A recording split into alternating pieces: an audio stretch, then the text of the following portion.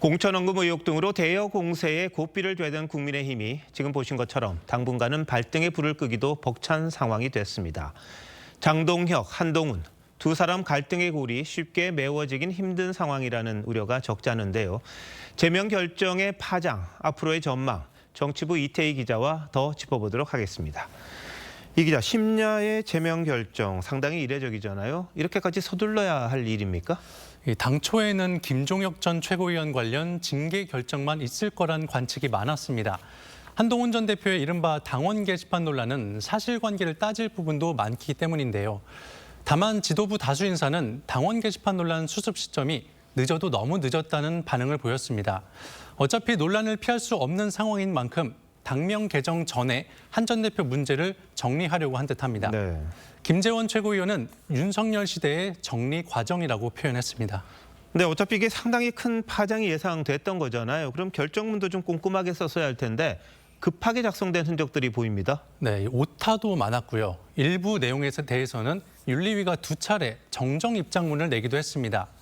첫 결정문엔 한동훈 전 대표가 윤 전 대통령 부부를 비난하는 게시글을 작성한 것으로 판단된다고 했는데 오늘 오전엔 직접 게시글을 작성했는지 여부는 확인이 불가능하다고 말이 바뀌었습니다. 그리고 2시간쯤 뒤 누군가 한 전 대표 명의를 도용했을 가능성을 포함해서 수사해야 한다고 다시 정정했습니다. 결국 사실관계를 파악하기도 전에 제명 결정을 내린 셈인데 이 정치적인 사형 선고에 해당하는 제명 결정을 내릴 만한 사안이었냐는 반응이 나오는 것도 이 때문입니다. 직전 윤리위원장인 판사 출신의 여상원 전 위원장은 헌법적, 형사법적 원리에도 반한다며 과도한 결정이었다고 지적했습니다. 자, 이게 내일 최고위원회의가 있단 말이죠. 안건으로 올라오면 바로 의결을 하는 겁니까? 지도부 9명 가운데 5명이 찬성하면 가결이 됩니다. 장동혁 대표는 결정을 바꿀 의사가 없다고 했고 최고위원 2명도 같은 입장입니다.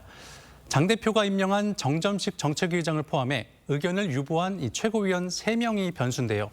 당내에선 한동훈 전 대표에게 소명 기회가 주어지지 않았다는 신중론도 있지만 한 전 대표가 오늘 회견에서 쓴 또 다른 계엄이라는 이 표현이 반감을 키웠다는 시각도 있습니다. 네. 현재로선 안건이 최고위에 오른다면 의결될 가능성이 조금 더 높아 보입니다. 네. 자, 그런데 만약 이게 의결이 되면 한 전 대표는 가만히 있을까요? 법적 대응하지 않겠습니까? 이 지도부 결정에 대한 가처분 신청 등의 방안도 검토 중인 걸로 전해졌습니다. 가처분 결과는 이르면 3, 4일 안에도 나오지만 길면 한 달씩 걸리는 경우도 있습니다. 법적 대응으로 갈 경우 어떤 결론이 나오든 장 대표나 한동훈 전 대표 모두 정치적인 상처를 입을 수밖에 없게 됩니다. 그래서 결국 정치로 풀어야 한다는 목소리도 커지고 있습니다. 개파색이 옅은 4선의 조배숙 의원은 당력을 총집결해야 할 시점에 내부 갈등으로 힘을 분산시키는 건 부적절하다며 정치적인 해결을 주문했고 3선 성일종 의원도 장동혁 대표에겐 폭넓게 수용하는 큰 그림을 그려달라고 했고 한 전 대표에겐 자신을 되돌아보고 잘못한 일은 사과를 해달라고 당부했습니다. 네, 결국 정치적 해결이란 건 두 사람 모두 조금씩 물러나는 걸 텐데 지금으로선 쉽지 않다 이런 관측이 더 많은 것 같습니다. 네, 장동혁 대표는 오늘도 걸림돌을 언급했고 한 전 대표는 찍어내기라고 반발했습니다. 현재로선 두 사람 모두 먼저 굽힐 상황은 아니라는 게 당 안팎의 대체적인 시각입니다. 당협위원장들도 두 쪽으로 갈라진 형국입니다.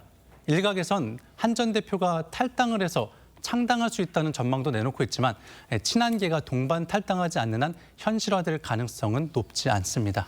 네, 거대 여당 앞에서 적전 분열하는 모습, 특히 이슈도 많은데 다 묻히는 듯한 이런 모습이 과연 야당에게 무슨 도움이 될까 싶긴 한데요. 앞으로 한번 지켜보도록 하겠습니다. 잘 들었습니다.